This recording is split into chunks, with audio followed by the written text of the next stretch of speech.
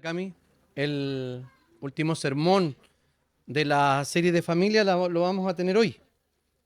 La próxima semana vamos a comenzar con la serie del libro de números y Dios mediante. Ese Dios mediante es muy cierto. Así que vamos a abrir nuestras Biblias en el capítulo 22 de, del segundo libro de Reyes. Y vamos a estar, yo quisiera que ustedes tuvieran la Biblia abierta en el 22 y 23. Y también vamos a leer algunos textos del segundo libro de Crónicas, 34 y 35. Que como bien saben, esos se llaman... ¿alguien sabe cómo se llaman esos pasajes? No, sí, son históricos. Muy bien, muchas gracias. Pero los pasajes, ¿por qué doy dos pasajes? Uno de Reyes y uno de Crónicas. ¿Cómo se llaman? Muy bien, paralelos. Paralelos. Son pasajes paralelos y los pasajes paralelos, según el propósito del autor, entregan distintos detalles. ¿Ya? Vamos a leer los dos primeros versículos del capítulo 22 del segundo libro de Reyes. Sí, segundo libro de Reyes 22, 1 y 2. Josías tenía 8 años cuando comenzó a reinar y reinó 31 años en Jerusalén. Su madre se llamaba Yedidá, hija de Adaías, y era de Boscat. Josías hizo lo recto a los ojos del Señor y se condujo en todo como su antepasado David, sin apartarse un ápice. Oremos. Bendito Señor, estamos delante de ti porque reconocemos nuestra necesidad de tu palabra, nuestra necesidad de ti, Señor, de que nos hables. Queremos pedir en esta hora que tú actúes sobre nuestro corazón con tu Espíritu Santo, Señor, sobre nuestra mente. Te pido, Señor, que limpies mis labios, mi corazón, Señor, mi mente, para poder comunicar tu palabra. No mis experiencias, Señor, y menos mi ejemplo. Te pido, Señor, que podamos mirar a Cristo siempre cuando nos acercamos a la Escritura. Oramos en el nombre y en los méritos de Jesús. Amén. Bien, cuando nosotros leemos este texto, pertenece a una historia familiar, ¿cierto? Vemos que Ezequías, lo vimos hace algunos domingos, Ezequías le pide al Señor más vida, ¿cierto? El Señor se la da y le nace su hijo Manasés, que fue el peor rey en Judá. Luego, después de Manasés, su hijo, reinó un reinado muy corto. Amón reinó apenas 2 años. Y luego vino un reinado que es el de Josías, y reinó 31 años. Recordemos que el reinado más largo fue el de Manasés. O sea, el más malo y el más largo fue el de Manasés. Nosotros sabemos que los reinos o los gobiernos malos se hacen más largos, pero en este caso sí era el más largo. Muchos años aguantando, digamos, un rey que se había apartado completamente de la ley de Moisés y había hecho lo malo delante del Señor. Y no solo eso, sino que había ido más allá. Había construido altares idolátricos para adorar al ejército del cielo, al sol, a la luna, a cuanta cosa existiera. Manasés estaba adorando.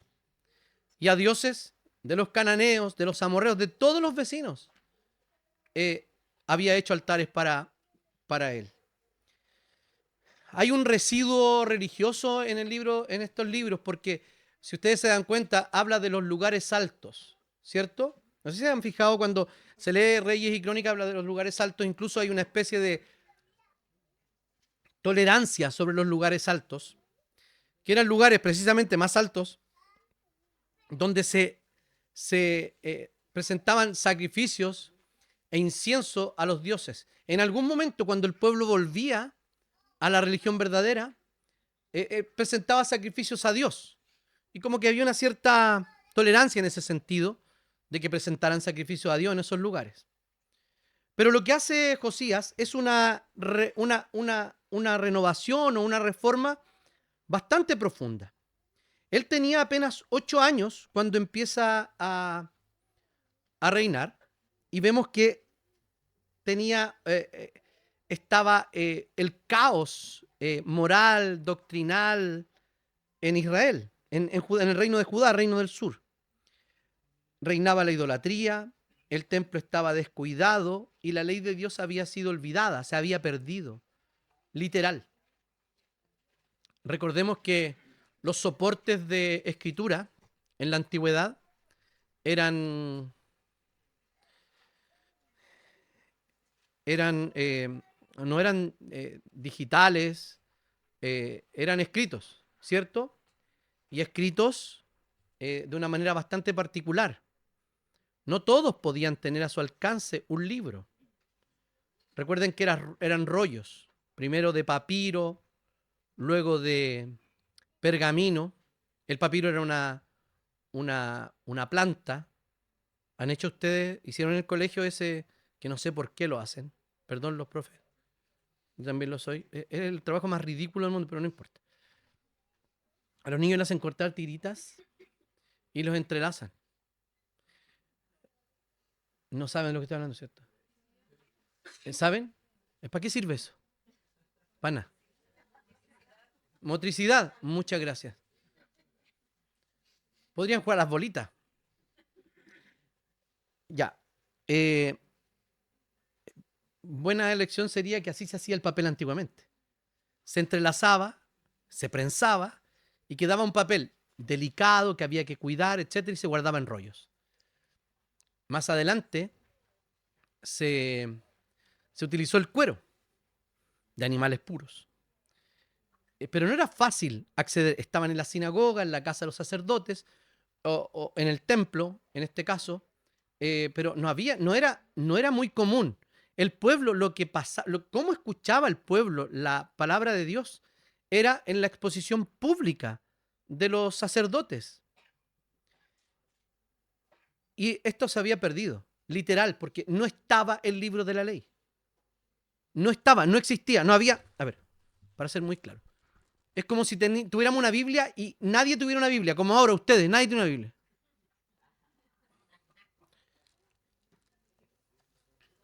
¿Cuántos tienen su Biblia de papel aquí? Esto no es tradicionalismo. Esa es de la Ani, Tefi.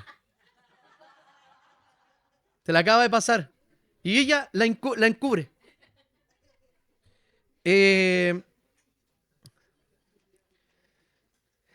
Nos quedamos sin internet, pasa algo, no tenemos Biblia. Ya, algo así pasó, se perdió, no existía. Y en este contexto adverso, y siendo tan pequeño, en algún momento de su vida, ya lo vamos a ver como a los 16 años, Josías toma la decisión de buscar al Señor, de buscar al Dios de David, su padre. Hoy día vamos a ver en este sermón cómo nos muestra Dios que incluso si venimos de una línea de fracaso espiritual, podemos comenzar de nuevo si volvemos a la palabra de Dios. A nuestras familias, nuestra historia, sí que nos marca. A todos, de alguna u otra manera. Pero eso no tiene por qué determinar nuestro futuro y nuestra vida para adelante. No es una regla que porque lo que vivieron nuestros padres, nuestros abuelos, también tenga que ser repetido por nosotros. En cuanto a creencias, a patrones, a lo que sea. Ellos no son nuestro ejemplo. Ni nosotros somos suficiente ejemplo para nuestros hijos. Sino que a lo único que nosotros podemos apuntar es a la palabra de Dios. Porque cada persona que pone su confianza en algún humano está destinado a ser defraudado. Entonces, Josías toma en todo momento la iniciativa. Las acciones que dice, que los verbos que utiliza son muy decidores. Por ejemplo, envió al escriba Safán, al sumo sacerdote Hilcías, produciéndose el descubrimiento del libro de la ley. Allí del 3 al 11, en este capítulo que estamos leyendo. Ordenó a Hilcías y a Safán y a otros 3 más que hicieran averiguaciones sobre el libro que habían encontrado. Y las implicaciones que tenía de su contenido. Que fueran a la profetisa Hulda, envió recado a los ancianos, ordenó que se quemaran todos los altares. Recuerden que Manasés había destruido algunos, pero estaban allí todavía. ¿Y qué pasó? ¿Qué hizo? Simplemente fue y ordenó que todo fuera destruido, poniendo fin a una serie de acciones que habían entorpecido la espiritualidad del pueblo y que habían sido guiados por los propios líderes, por los propios reyes. Ordenó también a todo el pueblo que se uniera a la celebración de la Pascua. Vamos a ver que no se celebraba desde el tiempo de los jueces. Y por último, se deshizo de toda señal, de todo lo que no correspondía en señal de total obediencia a lo que estaba escrito en el libro de la ley. Entonces, en primer lugar, veamos cómo Josías comienza a buscar al Señor. Josías, un corazón joven que busca al Señor. Vamos a Segunda de Crónicas. En el segundo del libro de Crónicas, capítulo 34.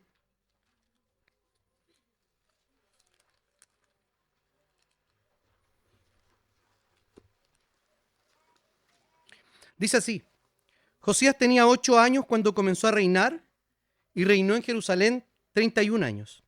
Hizo lo recto a los ojos del Señor y siguió los pasos de su antepasado David sin apartarse ni a la derecha ni a la izquierda. A los 8 años de su reinado, cuando era un jovencito, Josías comenzó a buscar al Señor.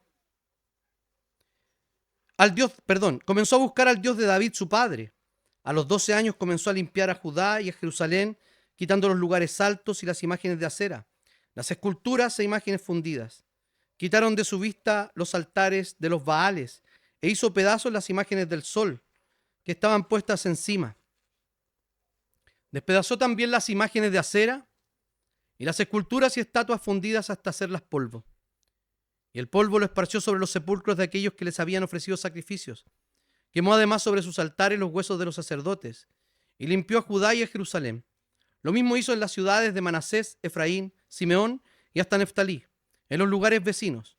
Una vez que terminó de derribar los altares y las imágenes de acera, y de romper y desmenuzar las esculturas, y de hacer pedazos todos los ídolos en todo Israel, volvió a Jerusalén.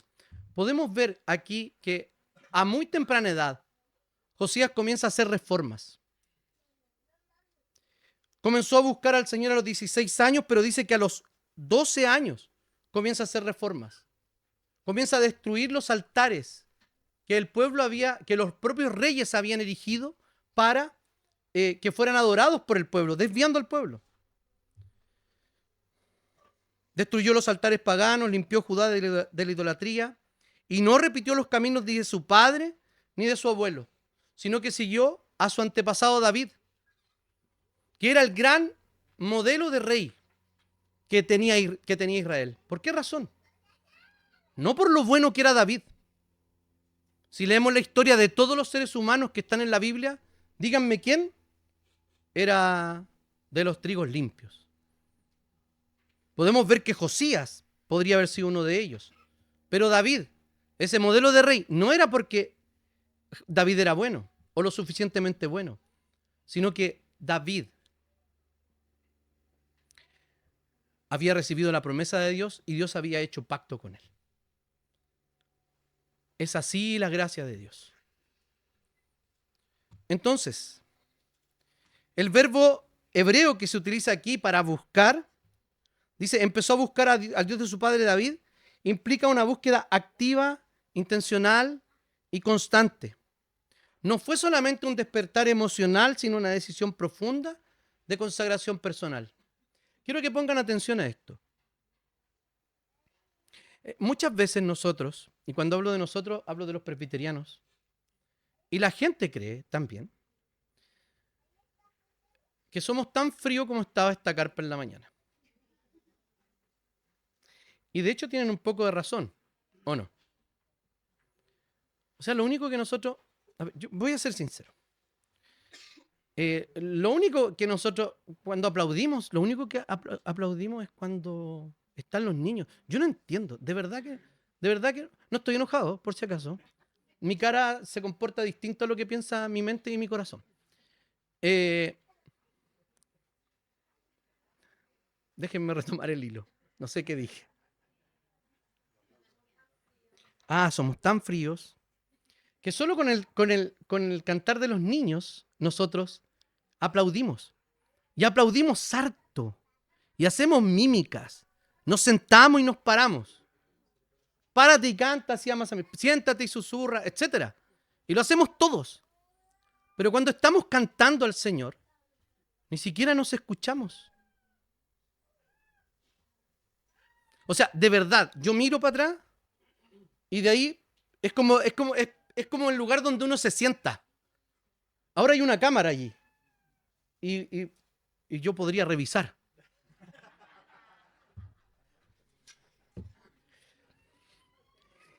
Entonces, cuando cantamos parece que se va enfriando de aquí para atrás. ¿Para qué hablar de los que están afuera?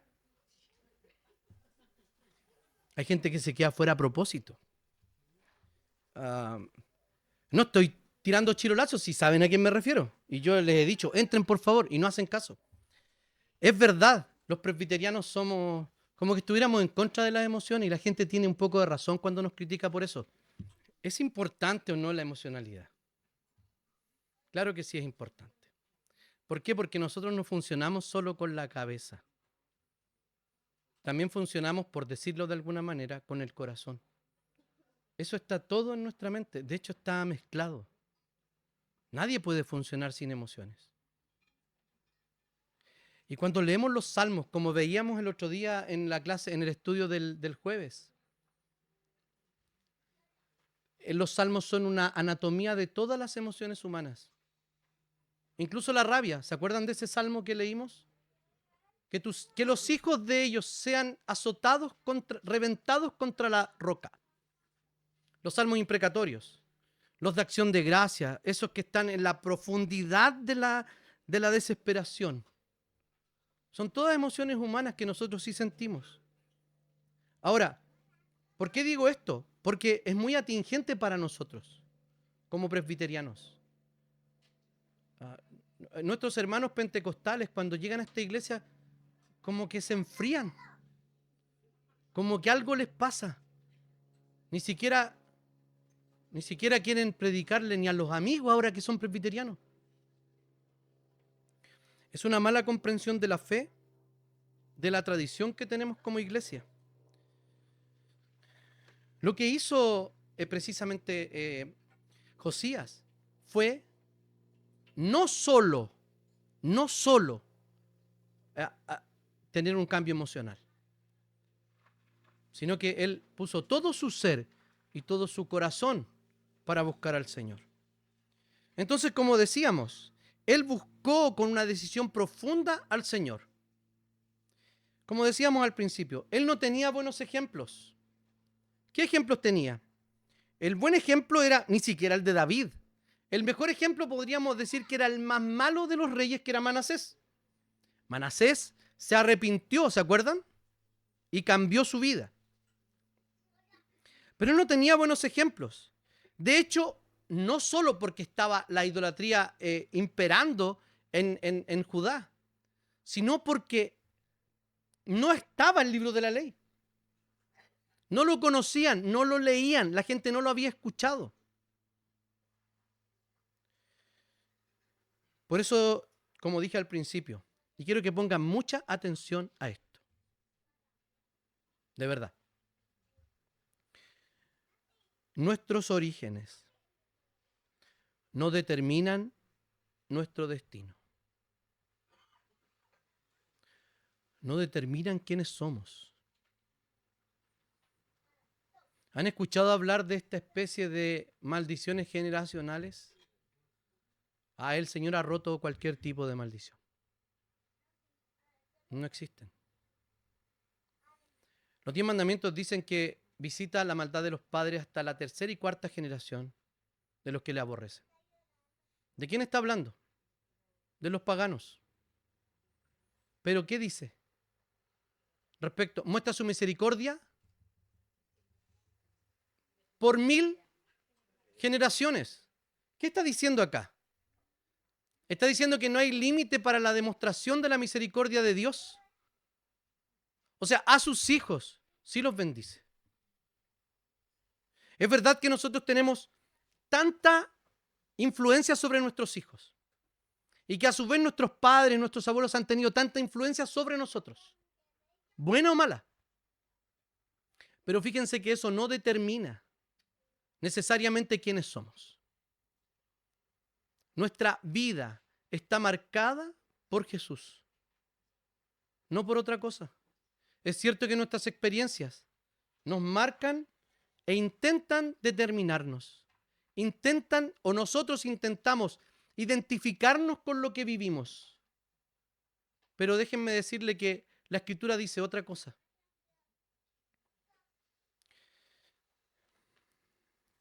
Aun si creciste en un lugar alejado de Dios, o en un lugar donde creció Josías, que se suponía que eran creyentes, ¿o no? Pero no existía, no estaba la palabra de Dios allí. Déjenme decirle que el Señor nos ha hecho parte de una nueva historia.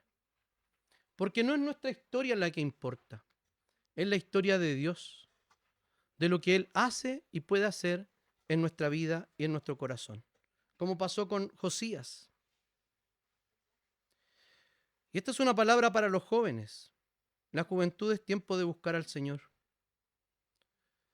No de esperar cambios automáticos o que ustedes creían que las cosas iban a cambiar o que iban a madurar espiritualmente porque estaban creciendo en edad. No es así.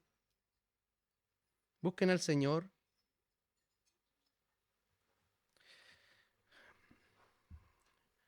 Es la mejor manera de gastar la vida y los años.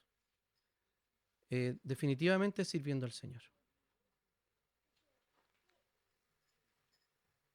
Por eso que debemos buscarlo desde temprano. Josías no fue determinado por sus antepasados, sino por lo que la palabra de Dios decía sobre él. En segundo lugar, podemos volver al segundo libro de Reyes, capítulo 22, y vemos que se descubrió el libro de la ley. Allí en el 22, del 8 al 13, dice así. El sumo sacerdote Hilcías dijo entonces al escriba Safán: he hallado en el templo del Señor el libro de la ley.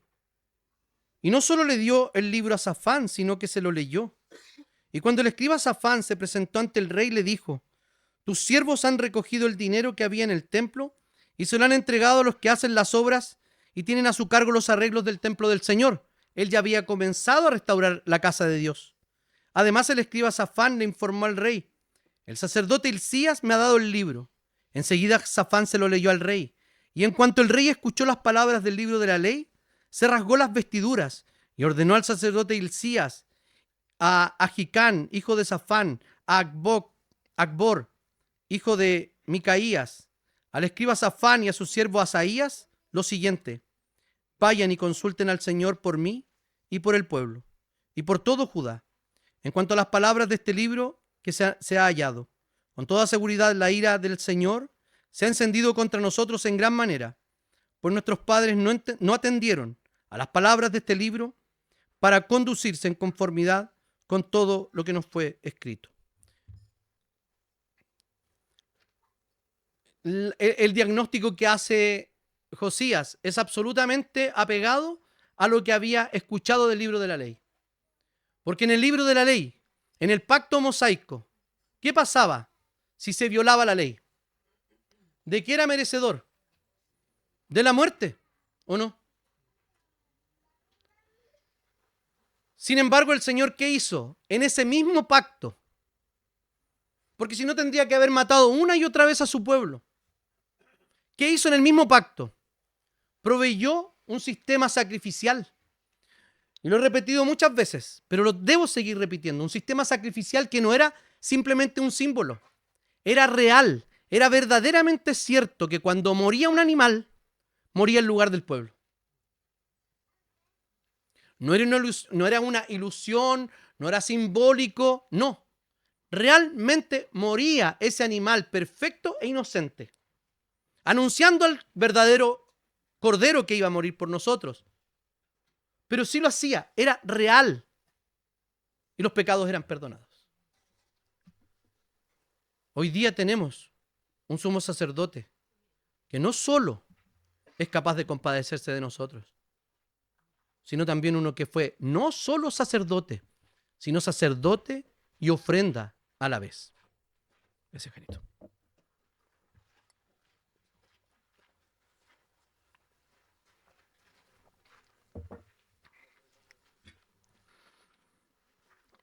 Al encontrar el libro de la ley y cuando Josías escucha sus palabras, rasga sus vestiduras.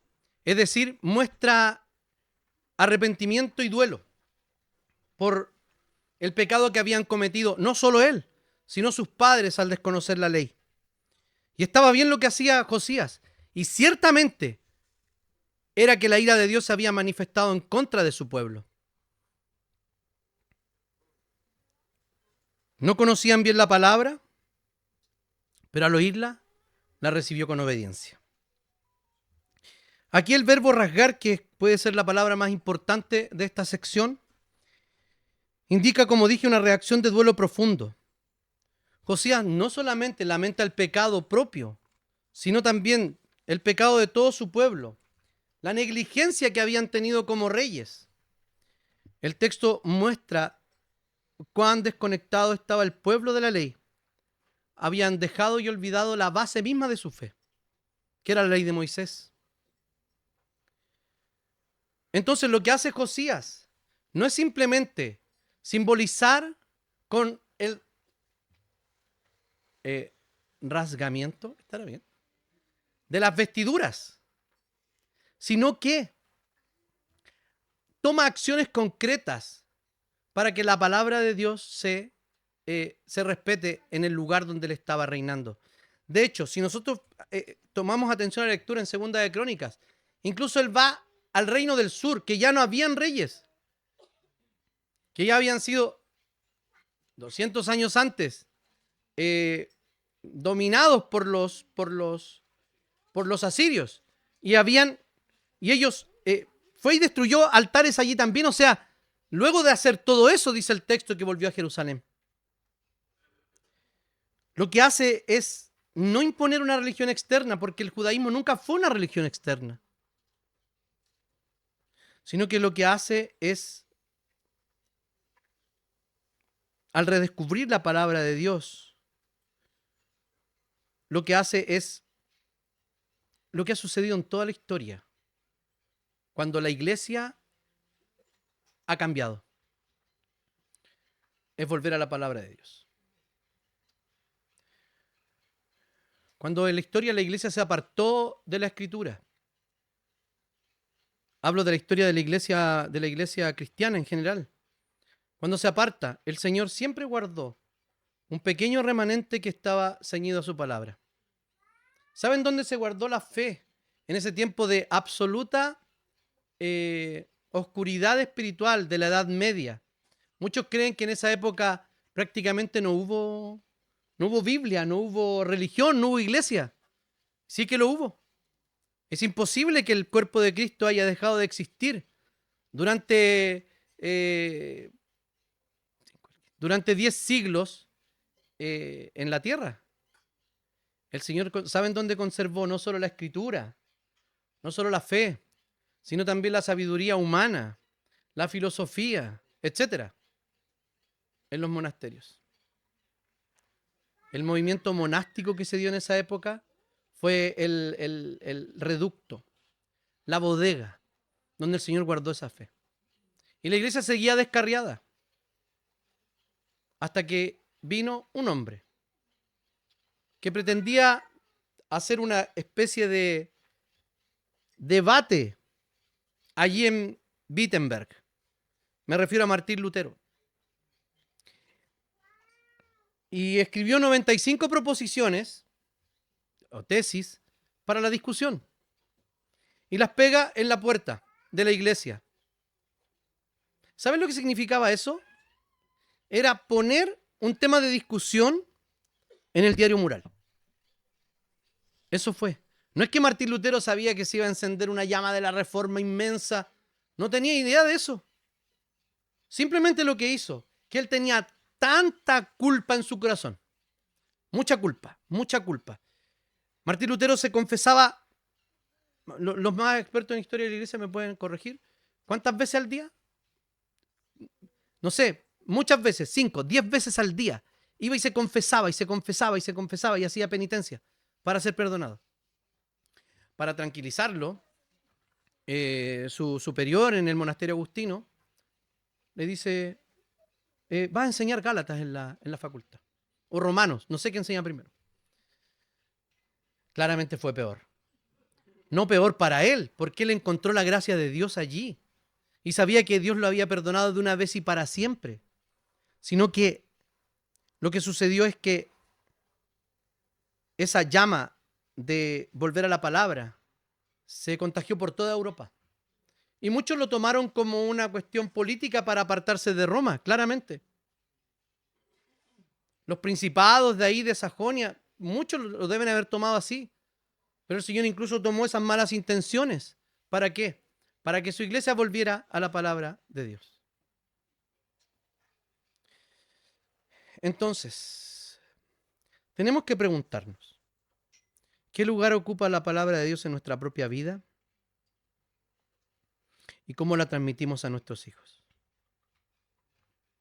Nosotros podemos hacer pequeños cambios para acercar a nuestros hijos a la palabra de Dios. Leer con ellos la Biblia en la noche, algún momento del día, en algún momento donde los tengamos prisioneros como en el auto, para que nos escuchen. Hay infinidad de cosas que podemos hacer para que nuestros hijos escuchen la palabra de Dios. Pero déjenme decirles algo, que el Señor es tan poderoso y misericordioso, que si nosotros, por alguna razón, hayamos abandonado a nuestros hijos espiritualmente, el Señor es capaz de transformar y de sanar ese corazón.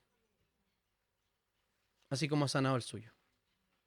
Así como está sanando también su propio corazón. Porque seguramente hay heridas producto de la vida que hemos vivido. Pero ciertamente el Señor puede sanar. Y puede que hoy día estemos dañados. Pero ¿saben qué? Eso no dura para siempre. La oscuridad no dura para siempre. La desesperanza no dura para siempre. La ansiedad y la angustia no duran para siempre. Son momentos breves en nuestra vida.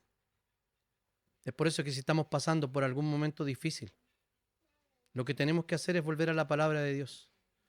Por favor, no es mi consejo. Es el consejo de la propia Escritura. En tercer lugar, un pacto renovado con Dios. En el segundo libro de Reyes, versículos 1 al 3, dice así. Entonces el rey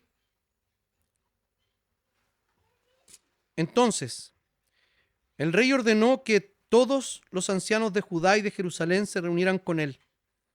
Y el rey subió al templo en compañía de todos los varones de Judá y todos los habitantes de Jerusalén. Lo acompañaban los sacerdotes y profetas, y todo el pueblo, desde el más chico hasta el más grande.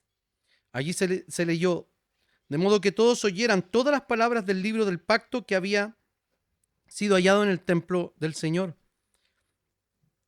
Luego el rey se puso en pie junto a la columna e hizo un pacto en presencia del Señor, de que siempre lo seguirían y cumplirían sus mandamientos, testimonios y estatutos, y que con todo el corazón y con toda el alma cumplirían las palabras del pacto escritas en este libro. Y todo el pueblo confirmó el pacto. Josías lidera un pacto o una renovación del pacto, toma la iniciativa en eso de prometerle al Señor que va a seguir la palabra de Dios, su palabra. ¿Saben cuántas veces hizo esto el pueblo? Varias veces. De hecho, cuando estaban entrando a la tierra prometida, reafirmaron el pacto, ¿no? ¿Se acuerdan en Josué?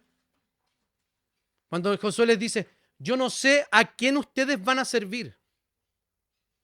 Si a los dioses allá al otro lado del Éufrates, haciendo referencia a Ur de los Caldeos, de donde había venido Abraham, o a los de Egipto, donde habían estado 400 años y habían sido contaminados por esa religión.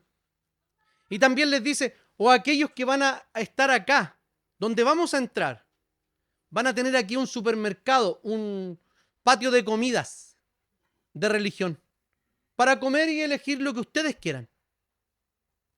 Pero dice, yo y mi casa serviremos a Jehová. ¿Y saben lo que hizo el pueblo? Confirmó eso que dijo Josué. Sí, Señor, sí. Y todos confirmaron el pacto y siguieron la decisión de Josué, perdón. Podríamos decir que eso no tiene valor.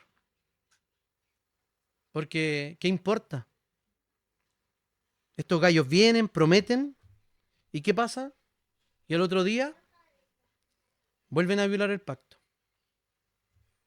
¿Acaso no es nuestra propia historia? Josías reúne al pueblo y lee públicamente la ley. Luego se compromete a seguir al Señor con todo su corazón y alma. Y el pueblo entra en el mismo pacto, en un momento de renovación nacional y personal. La frase con todo su corazón, con toda su alma, refleja la fórmula de Deuteronomio 6 en el Shema. ¿Se acuerdan? Oye Israel, el Señor tu Dios, el Señor uno es. ¿Y después qué dice? Leámoslo porque para no pecar de... Oye Israel, el Señor nuestro Dios, el Señor es uno. Y amarás al Señor tu Dios con todo tu corazón y con toda tu alma y con todas tus fuerzas. Es lo que el mismo Jesucristo también corroboró. Y a tu prójimo como a ti mismo, dice el Nuevo Testamento, ¿cierto? Bueno, lo que hizo él fue eso. Decidir amar al Señor, decidir seguir su palabra. Cuando nosotros nos arrepentimos y decimos que vamos a seguir la palabra del Señor, tengamos la certeza de que vamos a defraudar a Dios de nuevo. Desde nuestra perspectiva. ¿Saben por qué? Porque si nosotros defraudáramos a Dios, eso significa que Dios no la vio venir. Eso significa que hemos sorprendido al Señor. ¿O no? ¿El Señor es sorprendible? Nunca. Pero el Señor se relaciona con nosotros también durante nuestra propia vida. Y si nosotros nos comprometemos a volver a la palabra de Dios con un corazón sincero, hagámoslo. ¿Y vamos a fallar? Ciertamente que sí. Porque para eso el Señor envió a Jesucristo. El apóstol Juan dice, hijitos míos, estas palabras os escribo para que no pequéis.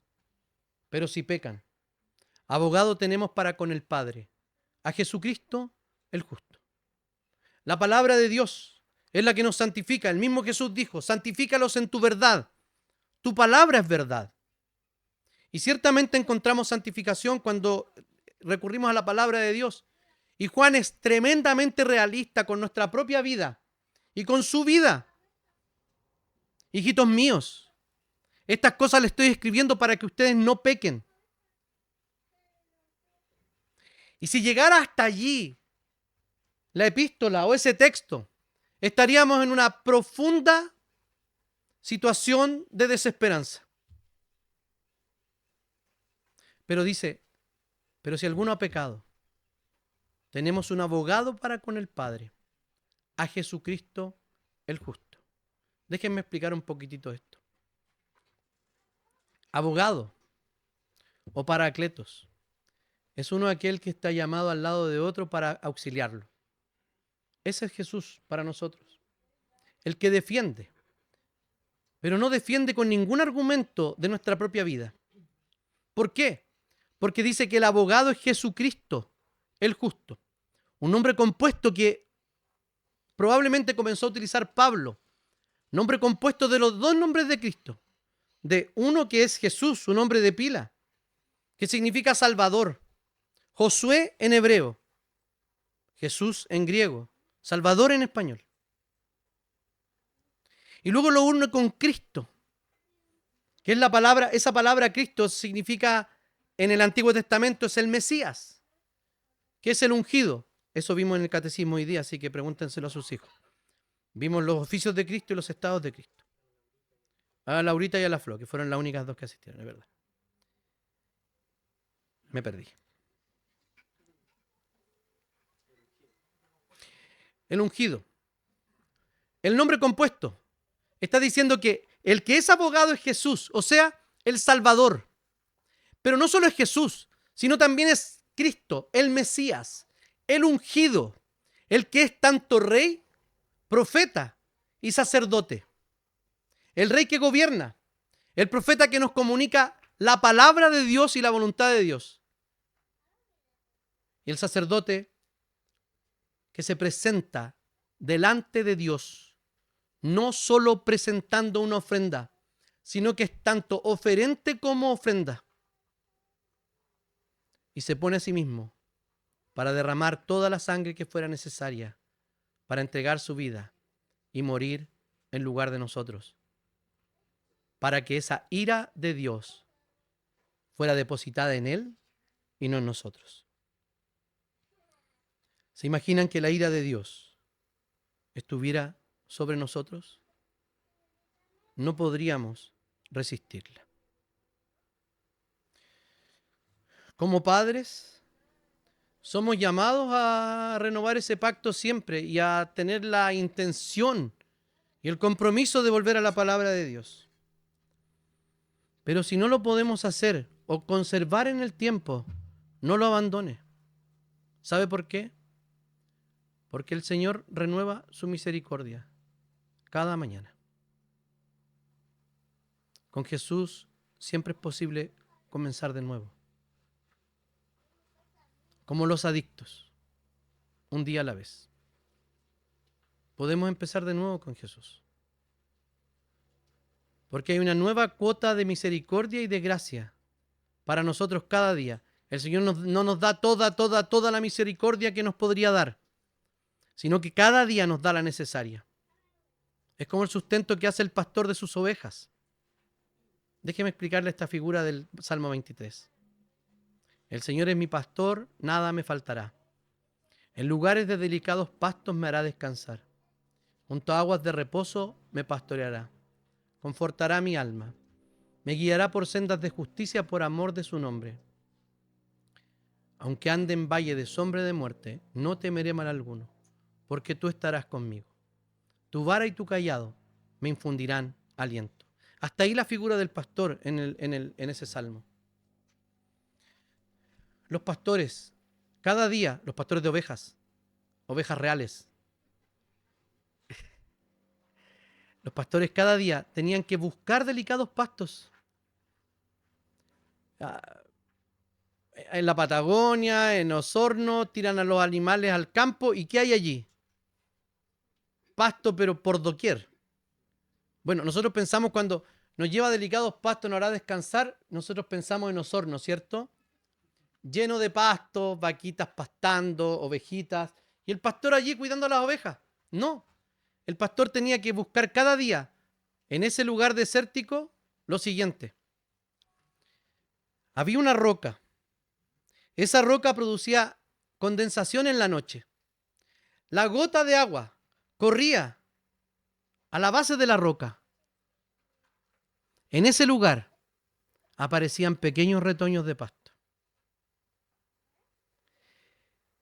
Y no se empipaban con comida las ovejas, sino que el pastor cada día buscaba esos delicados pastos para llevar a sus ovejas a ese lugar y cada día sus necesidades fueran suplidas.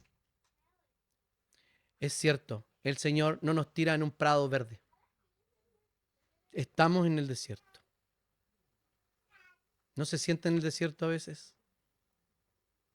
Bueno, estamos ahí. Pero en ese contexto del desierto, el Señor está con nosotros, guiándonos a esos pastos que no podemos ver, que no sabemos dónde están porque somos torpes ovejas, pero el Señor sí nos lleva. Y nos lleva a comer ese delicado pasto, no todo a la vez, sino día tras día. Somos llamados entonces a hacer eso, pero no tenga desesperanza. Nuestras decisiones espirituales en el hogar deben ser explícitas, como nos dice la palabra, visibles y compartidas con los hijos. Los hijos necesitan ver a los padres amando al Señor.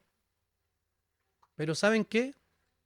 No solo eso, sino que nosotros como papás debemos mostrar a Jesús. Y que no se fijen solamente en nosotros, nuestros hijos. Porque tanta necesidad tenemos de la gracia de Dios como nuestros hijos. Ellos no tienen necesidad de más gracia que nosotros, sino que en este crecer estamos del mismo lado, dependiendo de la gracia de Dios. Por eso tenemos que orar por nuestros hijos.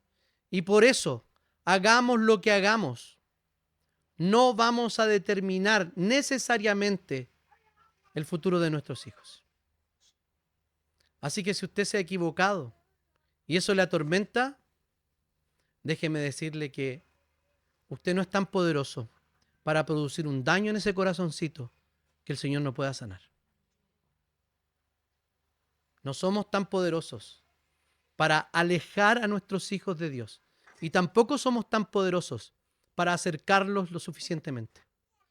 Hagamos lo que tenemos que hacer. Orar por ellos, enseñarles su palabra y mostrar a Jesús. ¿Por qué? En cuarto lugar, porque Él es el verdadero rey reformador, no Josías.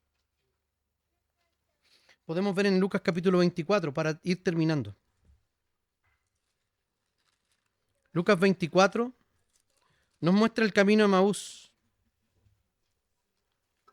Y podemos ver que el cumplimiento de todo esto, de toda la historia de Dios, de toda la ley que el Señor había escrito, podemos ver que es Cristo Jesús. Y dice así, el 24, 27 y 32. Y partiendo de Moisés, siguiendo por los profetas, comenzó a explicarle todos los pasajes de las Escrituras que hablaban de él. Y se decían el uno al otro, ¿acaso no ardía nuestro corazón mientras nos hablaba en el camino y nos explicaba las Escrituras? El único que puede hacer arder el corazón es el Señor. En Hebreos capítulo 1 dice lo siguiente. Cuando está hablando de la palabra de Dios, específicamente de quién es la palabra de Dios, dice así: Dios, que muchas veces y de maneras distintas habló en otros tiempos a nuestros padres por medio de los profetas, en estos días finales nos ha hablado por medio del Hijo, a quien constituyó heredero de todo y mediante el cual hizo todo el universo. Él es el resplandor de la gloria de Dios, es la imagen misma de lo que Dios es, Él es quien sustenta todas las cosas con el poder de su palabra. Después de llevar a cabo la purificación de nuestros pecados por medio de sí mismo, se sentó a la derecha de la majestad de Dios en las alturas y ha llegado a ser superior a los ángeles, pues ha recibido un nombre más sublime que el de ellos. Aquí está. En la crianza y en nuestra propia vida. No se trata de nunca y se ha tratado de nosotros. Se trata de Jesús. Por eso que solamente si volvemos a la palabra y ponemos a Jesús en el centro, nuestros hijos van a seguir al Señor. Hagamos lo que tenemos que hacer. La palabra dice que Pablo plantó y Apolos, ¿qué hizo? Regó. Pero ¿quién dio el crecimiento? El crecimiento lo dio el Señor. Entonces plantemos y reguemos. Y el crecimiento lo va a dar el Señor. Josías nos enseña que no importa de dónde venimos, no importa nuestra historia, no importan nuestras trancas, no importan nuestros traumas, que ciertamente pueden estar allí. Pero eso no es lo realmente importante. No de dónde venimos, sino hacia dónde vamos. Y con todos los tropiezos del mundo y la angustia del corazón, vamos caminando hacia la eternidad. El hogar puede ser el inicio de este caminar de nuestros hijos. Por eso volvamos a la palabra, enseñémosle a ellos, oremos por ellos. El Rey que nos guía, el verdadero Rey reformador, está vivo. Y solo su Espíritu puede reformar nuestros corazones. Oremos. Bendito Señor, te damos gracias por tu palabra. Porque ciertamente, Señor, tú nos hablas por medio de ella para que volvamos a la Escritura y podamos encontrar allí descanso, Señor.